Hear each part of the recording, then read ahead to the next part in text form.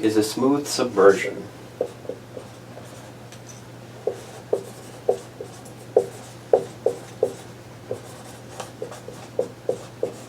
Which is the sort of thing you should study when you're studying manifold theory more properly, right? If you read the earlier chapters in this book, he explains what a smooth submersion means rather technically and carefully.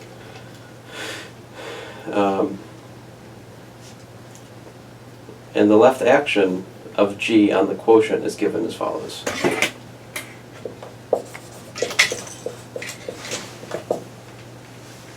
G1 dot G2H, no, sorry, no dot, is equal to G1, G2H.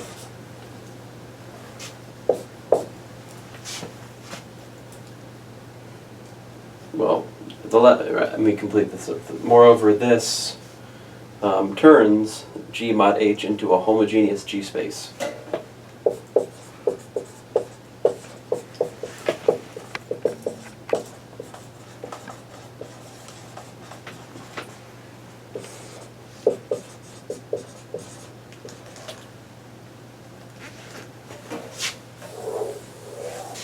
This is theorem 21.17, page 551 of Lee's Smooth Manifold book. This, of course, begs the question, how do we define a homogeneous space, right? So here's his definition a little bit earlier. He says, a smooth manifold endowed with a transitive smooth action by a Lie group G is called a homogeneous G space, or a homogeneous space, or a homogeneous manifold, if it's not important to specify the group. So in other words, let me just repeat that. A smooth manifold with a transitive smooth action by a Lie group is called a homogeneous G space. So what he's saying is that if you set this up as such, this defines a transitive group action on the coset space in a smooth way.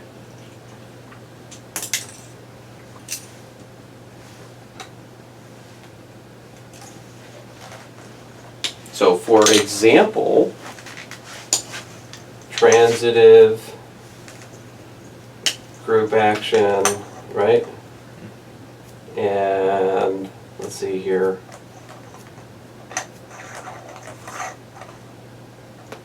Does that work?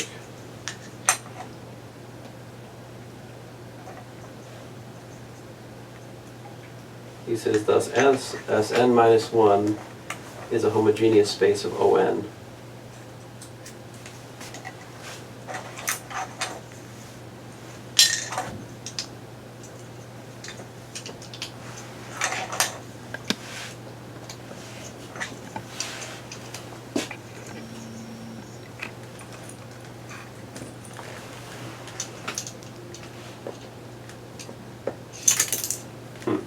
We said it was a transitive group action, right? Yeah.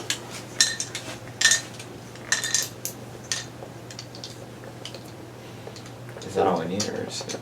What he says here is the natural action of On on Sn minus 1 is transitive, and thus Sn minus 1 is a homogeneous space of On.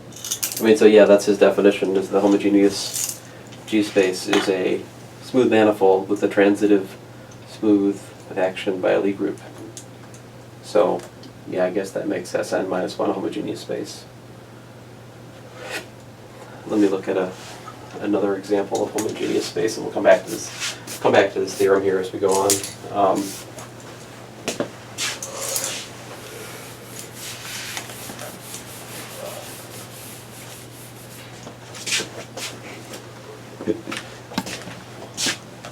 He says the natural action of On restricts to a smooth action of SON. Look at SON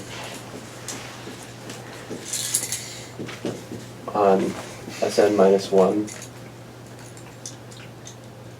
He says when n equals 1, the action is trivial, because SO1 is the trivial group, but if n is greater than 1, for n greater than 1, SON x transitively on Sn minus 1. And I think we just sketched the argument for that over there. Right? You can take the 2 points, 2 points on the n minus 1 sphere, give you a vector, a normalized vector, a vector of length 1. Right? Then you can complete those to orthonormal bases for Rn. And then you can show that the basis matrix for one times the inverse of the basis matrix for the other connects those 2 points, arbitrary 2 points, if you like, on the n minus 1 sphere. And the thing is, if you concatenate a set of orthonormal vectors, what kind of things do you get? Well, you either get something you get an orthogonal matrix, generally speaking. But the thing is, the rest of the basis doesn't have really anything to do with it. So it's very easy to take the construction and force it to be an SON. All you got to do is take minus one of them. Right, take minus one of them, or even just flip 2 columns or something. And that's all you need to change it from, maybe not flip 2 columns. Yeah, flip 2 columns should do it too. Or put minus on 1, right? And so we can always take that construction over there and tweak it a little bit so that in fact we have an SON matrix rather than just an ON matrix. And so we get that SON acts transitively on the n minus 1 sphere for basically for like n greater than 1. So talking about SO2, SO3. So SO2 acts on the circle, SO3 acts on the honest to goodness 2 sphere, SO4 acts on that 3 sphere, which we can identify with the unit quaternions, and so forth. Other things I don't know.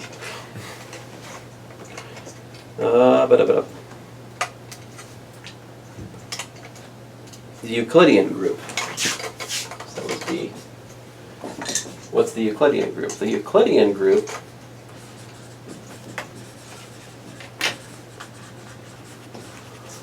I'll use a double bar En. He uses, whatever the notation is anyway, En, defined in a previous example, acts on Rn by rigid motions. So what this is going to be is basically Rn semi-direct product, I think, with On, and the way it acts is as follows. So a typical thing in En, you'd have, say, B comma R is an element of En. And if you look at B, R acting on a point P, what do you get? You get B plus RP. This is a rigid motion. It's a translation by B and rotation by R, right? So the rigid motions are composites of translations and rotations like this. And the reason it's a semi-direct product is like the way you multiply things in the group, it's not just, direct product means you add things and multiply things, but the way you multiply in the Euclidean group is a little bit different than that. It's not a direct product, it's related but not the same. And it doesn't really matter to us at the moment how you do that, so I'm not going to belabor that point, but probably useful for me to look back and tell you. You want me to tell you? Example 7.32. Just give me a second here. Let me write it down. It's probably useful. You guys haven't seen it before, have you? Mm-hmm. So we should look at that for a second. We have time.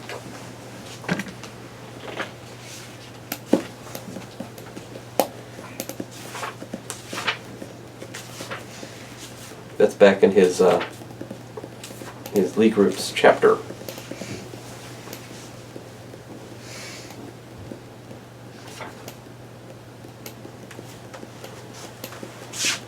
Yeah, so here's the group law in En. It goes like this. If you've got B, A, and you're multiplying it by B prime, A prime, guess what you do? What you do is B plus AB prime, comma, AA prime.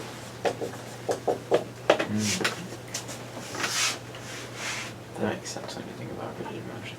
Right, doesn't it? Yeah, that's exactly what you'd get. If you think about composing two rigid motions, when you compose two rigid motions, the rotation of the one of them gets wrapped up in the translation of the latter one, or the resultant one. Because if you just work out what a rigid motion is, do two of them in a row, you'll see that you end up adding not just the original translation, but like a rotation of the translation, which is what we have here. So is this for any semi-direct product, or is it just for EN? This is for EN. Okay. I don't know if that's a general Okay. definition of the semi-direct. I mean, I don't think so. I think It's probably just that it's not a regular And direct product. God, honestly, you know, if you ask me what's another example of a semi-direct product, I don't know if I know one. Maybe I should make one up. I mean, you could make one up if you wanted to. Yeah. But okay, so oh, anyway, so what's the deal? What space does the Euclidean motions define? I mean, so the Euclidean motions act on Rn, they act transitively. Because even if you just look at the translation part, it takes any point to any other point. You don't even need to do anything with the rotations. Right? Yeah. I thought it was like the definition of Euclidean group. Yeah. Is that like it's the translations? So our Rn. Rotation. So anyway, Rn is a homogeneous En space.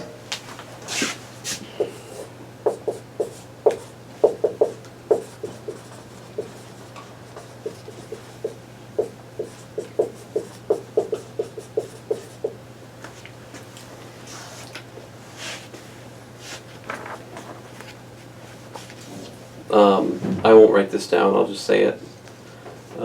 You can also look at SL2R, the special linear matrices, 2x2 real, that acts smoothly and transitively on the upper half plane of the complexes. According to, basically, you take the SL2 thing and you construct a corresponding Mobius transformation. And the resulting complex analytic diffeomorphisms from the upper half plane to itself are called Mobius transformations. If you search your heart, you realize I asked you a homework question about this. But maybe I didn't, maybe I did. I don't know, I've been trying to ask more homework questions about this, so when students come back to this later, it's not the first time they've studied some of the group properties of Mobius transformations. Mobius transformations form a group unto themselves. Like the composite of two Mobius transformations is again a Mobius transformation. And it's partly tied into the fact that it's intertwined with SL2R in a rather systematic way. All right, anyway, so then we have this homogeneous, that theorem there. And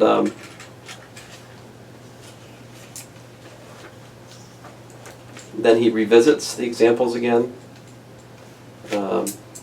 Oh.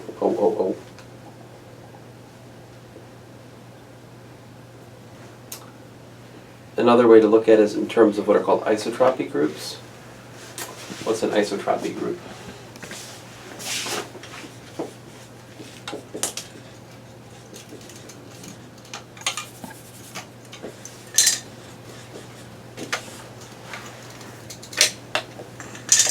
Did he define it here, or did he define it over here?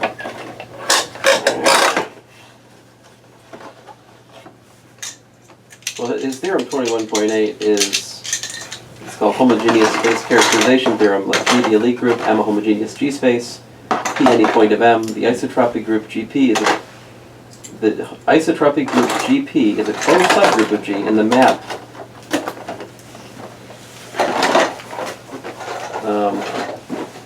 F such that G quotient GP goes to M, defined by F of GGP equals to G dot P is an equivariant diffeomorphism. Oh man, words we haven't talked about yet. forces. I'm trying to pick a middle road through here, and I think I just stepped off the path. Curses.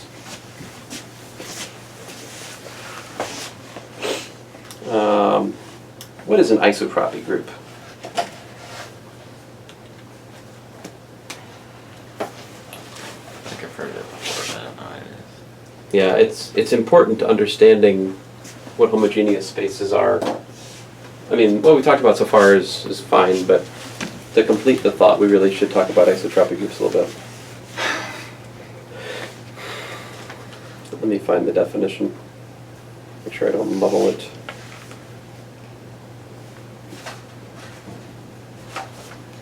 I mean, I think what it is.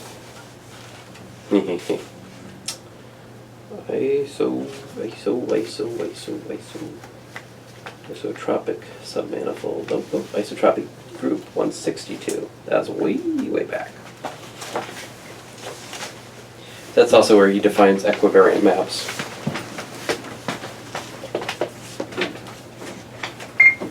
What you doing? PM. Don't run. You can walk, but come back. Silly boy. The isotropic group or stabilizer of P is denoted G sub P is the set of elements of G that fix P. So it's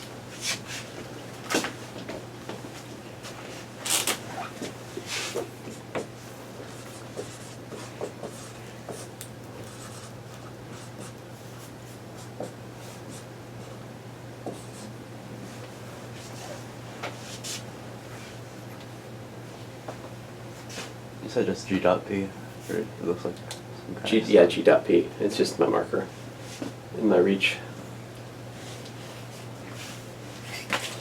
What is an equivariant diffeomorphism? It's nothing too. That just is sort of a naturality condition.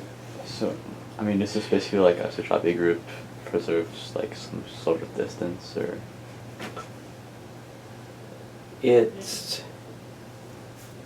the set of The group acting on a point is the same as the point. it's the part of the group which takes you nowhere, Right. so to speak. I mean, yes, the group is transitive, right? Which means, I forgot what transitive means. It means we can, if you're given a point, you can take it anywhere you want. But that's not to say that there aren't things in the group that go nowhere. Yeah. Right? The isotropic subgroup, for example, always contains the identity element. It is a subgroup.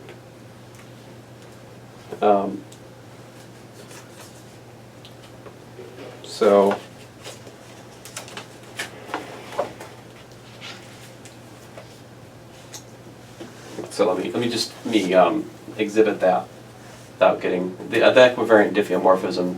I will leave to your further reading. Sorry for mentioning it. So the example though he has, if we consider the action of On Sn minus 1, and he says choose a base point.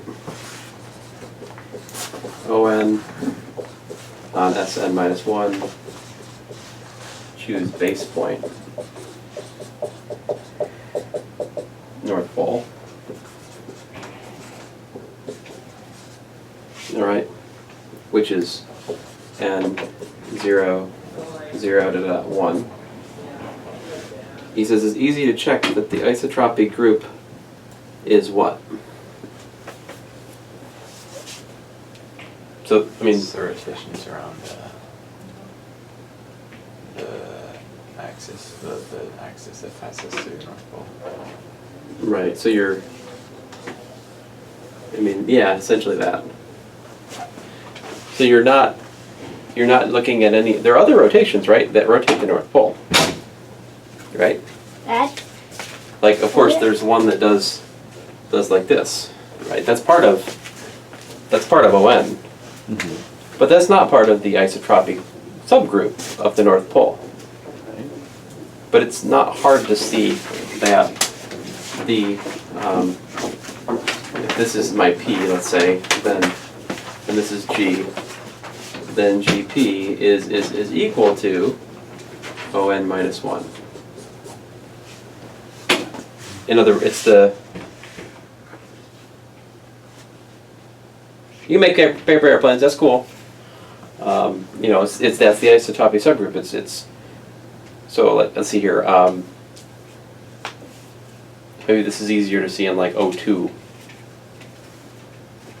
or yeah, let's see SO. What's a good example I can see? Actually, on a Yeah, how do we know the ON minus 1 is like a set of rotations with the North Pole as its axis? Couldn't it have like a different axis? It's not actually ON minus 1. well, it's right. It's a subgroup of ON which we can identify with ON minus 1.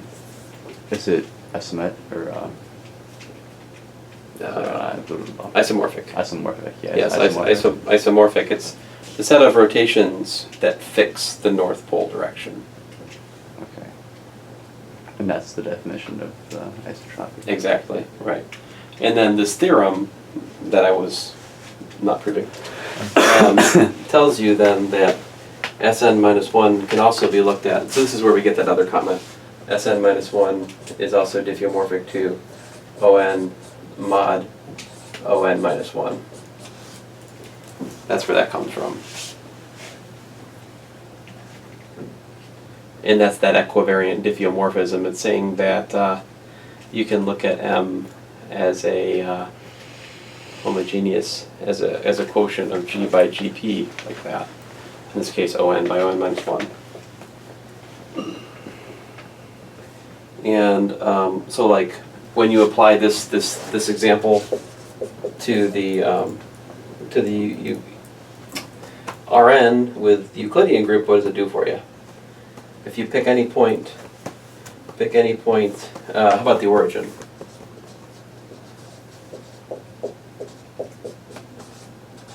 So what's the isotropic group of En? So you're looking for what? You're looking for G in En such that what? G is 0, or G times 0 is 0. Right, G times 0. And let me be more explicit. G is, of course, B comma A, right?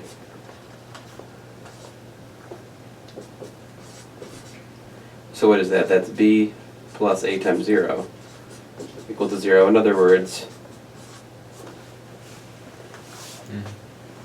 B equals 0. So what are you left with? Arbitrary A, right? So this is basically 0 semi-direct product. Stupid. I don't know if this is legit or not, but I'm just saying it's kind of this.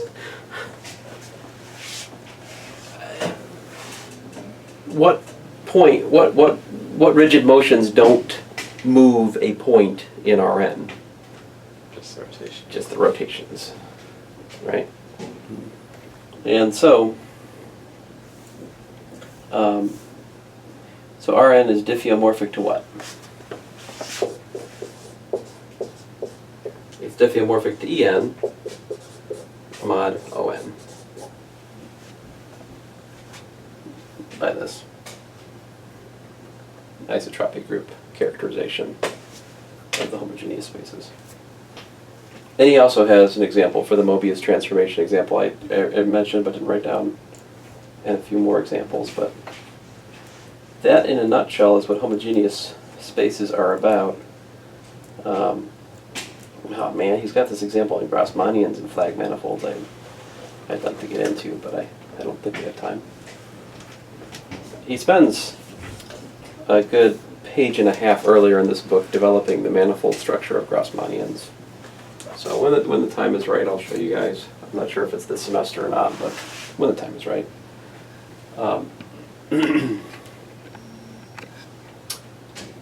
So, getting back to supermanifolds.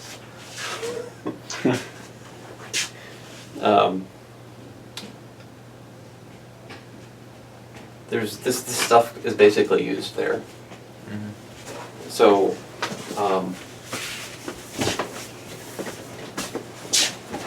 if you allow me just 2 or 3 minutes, I can tell you while we're on the topic.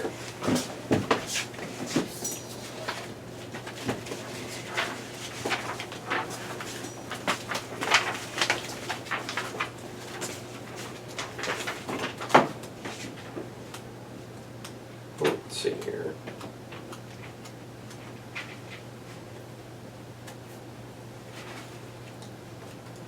Sorry, I forget which chapter is which in this thing. It's been a while. This is, oh, come on, you stupid thing.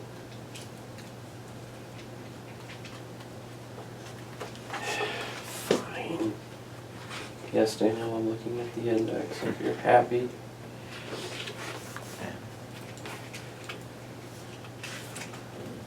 Wait a minute. Maybe the joke's on you. So no index.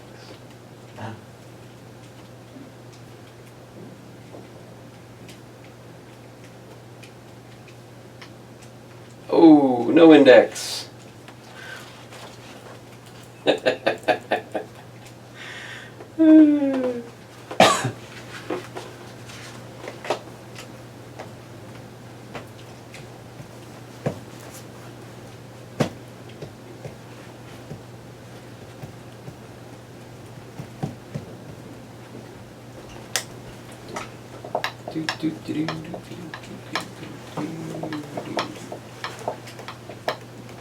That's kind of it.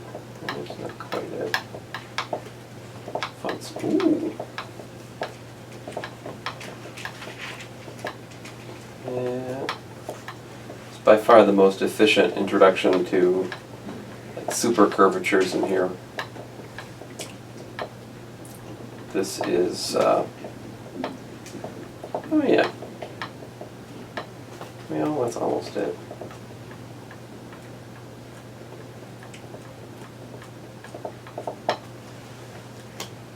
Sorry guys. Is it relaxing though? Yes. Okay, good.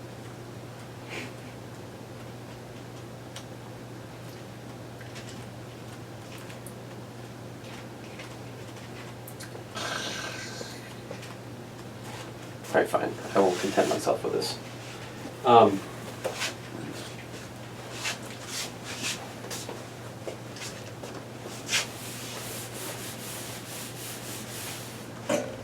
So, in physics, superphysics, we study this thing, R44, and basically it looks something like this. It's got a space-time piece, mu, and it's got this theta alpha and this theta bar, alpha dot. They're a little bit different than what we talked about at the end of the other class, Daniel. Mm-hmm. And here you could say x mu commuting, whereas the theta alpha and the theta bar alpha dot are anti-commuting variables. And then you study something called the supersymmetry algebra. And after a wee bit, you come to this thing, if I can remember.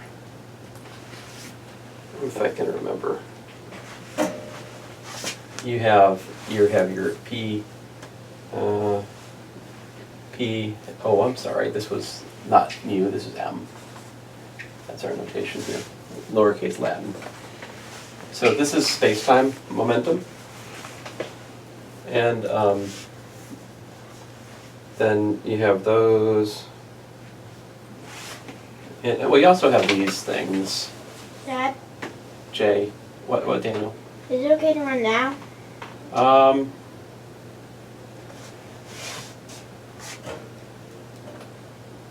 You can run 2 times.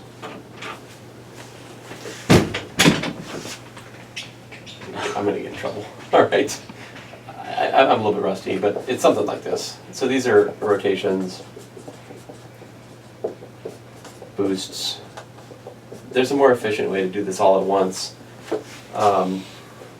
But then, okay, so this all together, this would just be the regular, what's called Poincare algebra.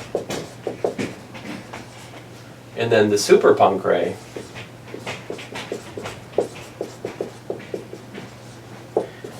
you throw in an extra thing. You throw in a set of spinorial Q alpha, and I'm just talking about n equals 1.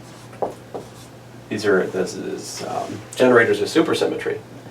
And, okay, so like these guys, they commute. This is a super Lie algebra, actually. These commute. These things, it's something like, I forget, there's maybe an I, there's an epsilon I, JK, something like that. These are the generators of rotations. The boost, something similar. And so if you look at the exponential of something like xm, and then you've got, and these can be combined into like a j mu nu or something like that. So maybe it's something like that. I forget exactly, but goodness gracious, my notation's awful. So something like phi. Sorry, this is PM. Let's say alpha mn jmn, something like that, and then plus u theta alpha q alpha plus q bar alpha dot theta bar alpha dot, something like this would be. So here are the x's and the alphas and the thetas and the theta bars. Oops, the theta bars. Those are parameters that are, you could, some people would call them, those people are called physicists, would call them charges, and those charges are the, you exponentiate these things in Lie algebra. This is actually something in the super Poincare group. So,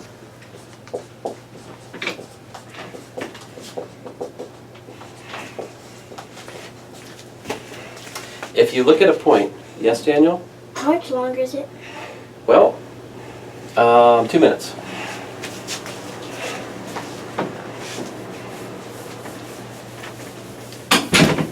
I tell them 2 minutes about everything. We're on a trip to New York. How long is it until we're there?